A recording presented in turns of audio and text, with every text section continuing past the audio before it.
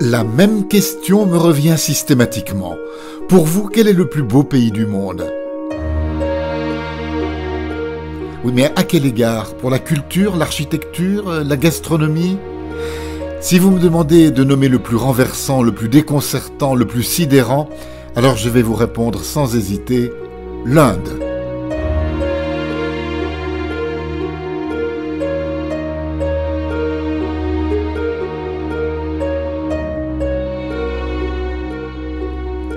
Bien sûr, les contrastes me frappent dans tous les pays et toutes les sociétés, mais en Inde, il me semble plus violent et sans doute plus difficile à supporter.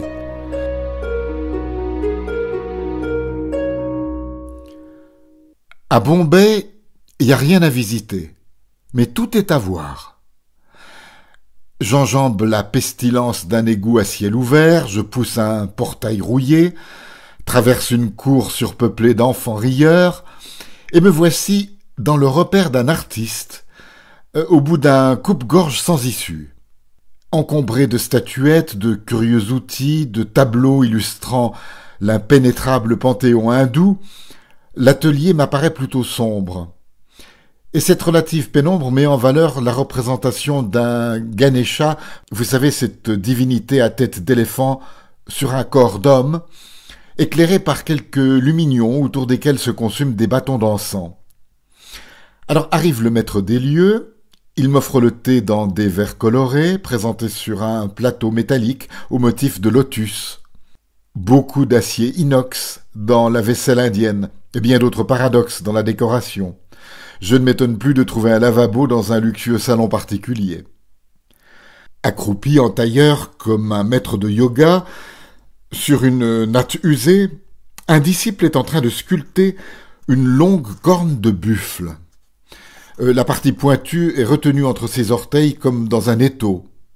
Au moyen d'un minuscule crochet plus fin qu'un cure-dent, cet homme s'applique à évider ce qui deviendra une précieuse œuvre d'art. À en croire le patron, il faudra du temps, beaucoup de temps, avant que soit achevé le jardin et les infimes détails contenus dans la corne ajourée, contenus en puissance bien sûr. Alors que je m'intéresse à ce travail, le patron poursuit ses explications. Un peu plus d'1 an de travail, vous voyez, ce garçon est rapide, il tient la technique de son père. Dans notre métier, l'apprentissage dure longtemps. On commence par s'exercer sur des chutes. Ensuite, pendant quelques années, sur 1 ou 2 pièces, évidemment médiocres. Plus tard, si tout va bien, on en réussit une qui pourra être vendue. Peut-être encore 1 ou 2 autres, du niveau de celle-ci. Je ne m'inquiète pas au sujet de cette pièce-là. À mon avis, elle va sûrement trouver preneur. Et après, je demande. Après quoi? Me dit le patron. Oui, après avoir réussi 1 ou 2 pièces. Il me dit, mais après, on meurt?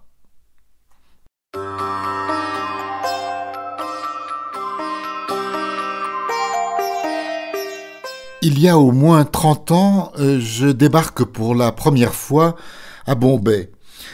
Et à peine arrivé dans l'aérogare, me voilà déjà surnuméraire, absorbé par l'essaim compact des bagagistes, des pseudo-guides, des vendeurs à la sauvette, des changeurs de monnaie et autres touche-à-tout. Même à ma chemise, moite. Entre l'aérogare et l'hôtel, je suis impressionné par la quantité de taudis de part et d'autre de la route. Au Brésil, on les appelle des favelas, des bidonvilles un peu partout. 10 ans plus tard, même topo, j'atterris à Bombay, j'appelle un taxi, je lui donne l'adresse d'un autre hôtel en ville, mais il faut emprunter le même chemin pour y parvenir, donc une longue route, et quelle n'est pas ma surprise, à droite et à gauche de cette route, de ne plus voir les taudis, les bidonvilles qui m'avaient impressionné lors de mon premier voyage. À la place, des espèces de grands cubes, des constructions de béton, avec de minces meurtrières dans le sens horizontal, le long du mur. Je pense à des infrastructures techniques, logeant peut-être des transformateurs électriques. Mais ils sont si nombreux. Alors j'interroge le chauffeur de taxi, je lui dis « Mais qu'est-ce que c'est que ça C'était pas pareil il y a 10 ans ici. » Il me dit « Ah non, monsieur, non, non, non, non, ici c'était un quartier misérable. Et vous voyez, maintenant tout s'est arrangé. » Je dis « Comment tout s'est arrangé? Mais où sont les gens qui habitaient là ?» Il me dit « Mais dans ces bâtiments. » Je dis « Attendez, ces bâtiments avec des meurtrières horizontales tous les 5 ou 6 mètres ?» Il me dit « Oui. » Je lui dis « Mais où sont les fenêtres ?» Il me répond « Pourquoi des fenêtres? Il n'y a rien à voir tout autour. »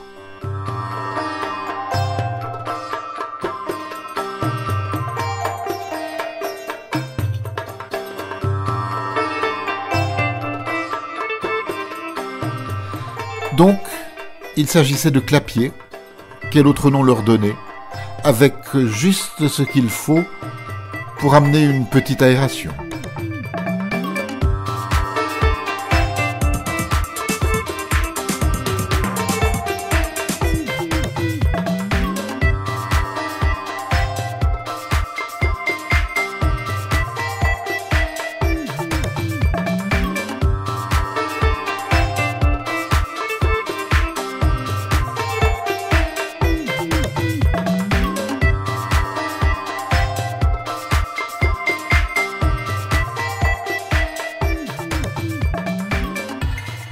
Une autre route, inscrite dans ma mémoire, celle qui mène au Taj Mahal, incontournable merveille du monde que vous avez tous vu au cinéma ou en photo. Là aussi, la route est rectiligne, très longue, et elle traverse une zone désertique. Je me souviens de la chaleur écrasante qui posait sur le bitume des illusions de flaques soudainement évaporées quand on s'en approchait. À l'horizon, la silhouette d'un arbre solitaire. Un autre mirage? Non, parce que je distingue une forme allongée sur les volumineuses racines superficielles. Zoom avant, l'image se précise. Et voilà qu'un homme très maigre se lève et se place au beau milieu de la chaussée en écartant les bras pour nous barrer le passage. Alors on s'arrête. Le chauffeur s'énerve. Ah, encore un calendar. Un calendar? Oui, l'individu tient une cordelette reliée au museau d'un ourson. Et très violemment, le voilà qui extrait l'animal d'une tanière d'infortune aménagée au pied de l'arbre. Et s'ensuit un pitoyable simulacre de danse. Vous savez, je donnerais n'importe quoi pour mettre fin à ce supplice. Le chauffeur, lui, en a vu d'autres, au pays des vaches sacrées ou des enfants mutilés pour en faire des mendiants bien pitoyables. « Ne vous frappez surtout pas, mon bon monsieur, me dit-il. C'est comme ça depuis des siècles. Les ours femelles sont abattus et leurs oursons vendus à des types comme lui, des calendards. Il commence par leur briser les dents. Après, avec une tige de métal chauffée au rouge, il transperce leur museau jusqu'au palais pour passer la corde. Et voilà, le tour est joué. Il suffit maintenant de tirer sur cette cordelette, et en rythme s'il vous plaît, pour que l'ours se mette à danser sans se faire prier. Un vieux truc. Mais comment une chose pareille est-elle possible? Il me dit, vous savez, une loi l'interdit depuis 1972, mais ce n'est qu'au début des années 2000 qu'on l'applique vraiment.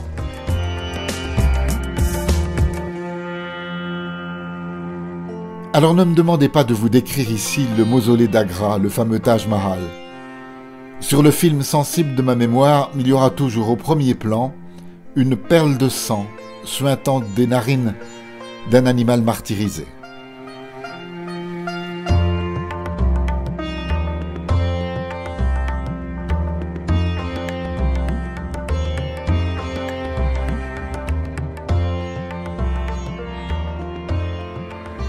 Allez, j'ai quand même envie de vous dire 2 mots du Taj Mahal.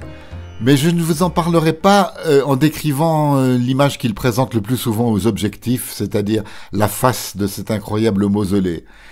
Si vous allez là-bas, et si vous avez un peu de curiosité, sortez des chemins battus, et rendez-vous de l'autre côté du monument, sur le côté qu'on ne voit jamais en photo. Vous allez surplomber un fleuve ou une grande rivière. Si vous prenez le temps de descendre sur les berges de cette rivière, si vous vous y trouvez en fin d'après-midi, soleil couchant, s'il y a un petit peu de vent, vous ramènerez de votre voyage la plus extraordinaire des images. celle de dizaines de femmes qui viennent de faire leur lessive et qui font sécher leurs saris au vent comme des oriflammes en les brandissant au-dessus de leur tête. Cette image est assortie d'un son pour moi, celui d'une sorte de tam-tam ou d'instrument à percussion en tout cas, rythmant une crémation un peu plus loin dans la forêt, avec une fumée qui s'échappait en direction des nuages.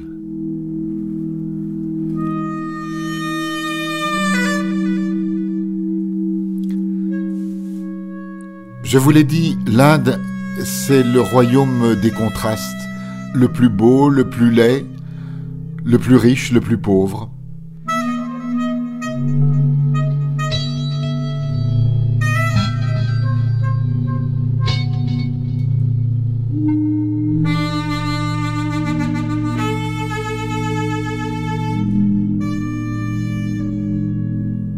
Ce souvenir remonte à un voyage du côté de Madras, dans le sud du sous-continent. Je n'ai jamais rencontré une telle chaleur sous d'autres latitudes. C'était le dernier jour de ce voyage en Inde et j'avais encore dans mon porte-monnaie quelques roupies, un peu plus, une liasse de dollars aussi, au cas où. On traverse une rue et je remarque un petit étal où l'on vendait des broderies. Cet étal était tenu par les bonnes sœurs d'un couvent voisin. Et donc c'était une sorte d'ouvrage de dame qui était proposé là aux passants pour subvenir aux besoins d'une petite communauté qui sans doute en avait bien besoin. Une adorable bonne sœur m'invite à m'arrêter et à regarder ces petits napperons, mais je n'avais vraiment aucune envie d'acheter ce genre d'objet qui n'aurait pas trouvé sa place dans mon intérieur. Mais en voyant le regard si sympathique et si accueillant de cette femme, je me suis souvenu de la liasse de dollars dans ma poche et je me suis dit que je n'en aurais sûrement plus l'usage avant de reprendre le soir même mon avion pour l'Europe. J'ai donc laissé la liasse à la bonne sœur qui du coup voulait me donner tous les napperons de l'étal. Encore une fois, je l'ai remercié en souriant et je suis parti. Elle m'a rattrapé dans la rue et m'a demandé ma carte de visite. Me croirez-vous si je vous dis que tous les Nouvel An, pendant une bonne décennie qui ont suivi ce voyage, j'ai reçu à mon domicile, puisque les bonnes sœurs en avaient l'adresse, un petit napperon minuscule avec des vœux de bonne année à notre bienfaiteur du bout du monde. La somme n'était pas énorme sans doute, mais pour elle, elle avait représenté beaucoup. Et j'ai acquis ce jour-là une idée qui ne m'a pas quitté dans les voyages qui ont suivi. C'est-à-dire que nous sommes tous des bons génies en puissance ou des bonnes fées. Avec une somme pour nous modique par rapport à notre niveau de vie, on peut vraiment faire des miracles dans celle des autres.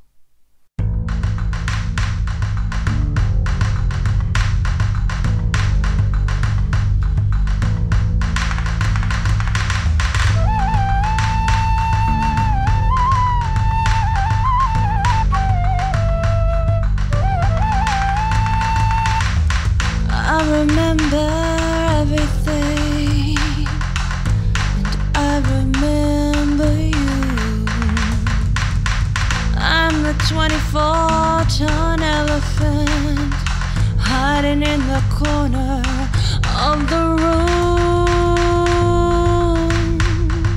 I can feel you breathing as I perceive the stench of her perfume.